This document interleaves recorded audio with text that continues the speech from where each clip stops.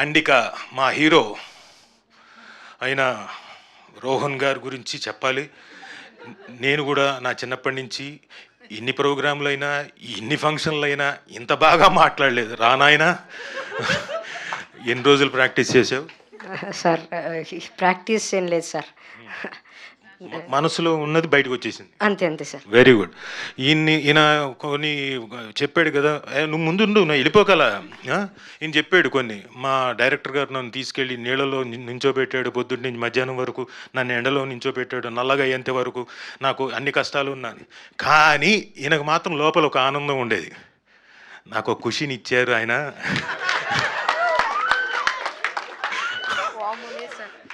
లేదు సార్, లేదు sir. First నువ్వు అమాయకంగా నటించకే, నేను లొకేషన్లో చూసిన రోజునే అనుకున్నా. సార్ మీరు ఉన్నప్పుడు జరగలేదు సార్. అంటే నేను లేనప్పుడు జరిగిందని ఒప్పుకుంటున్నాడు. కాదు కాదు సార్, అలాగా సార్, నేను చాలా మంచివాను సార్. మీ అమ్మగారు వచ్చారు ఇక్కడికి? లేదు, ఉన్నారు సార్, అక్కడే ఉన్నారు. ఉన్నారా? అమ్మా, మీ అబ్బాయి అమ్మా చూసారమ్మా, సింజిత్ గారిని, సాయి మార్తాండ్ గారిని, ఇంకొకరిని అందరినీ అలా బొట్లో వేసాడు. చాలా టాలెంటెడ్, యాక్టింగే కాదు. నువ్వు డెఫినెట్గా నువ్వు కంగారు పడకు, నేనేం చెప్పట్లేదు, నీ గురించి మంచిగా చెప్తున్నాను. సో నీ అంటే ద మోస్ట్ టాలెంటెడ్ యాక్టర్ ఈ జనరేషన్లో.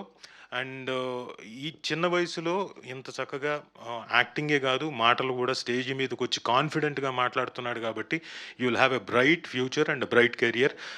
Way to go, long career. Okay. అలాగే అరుణ్.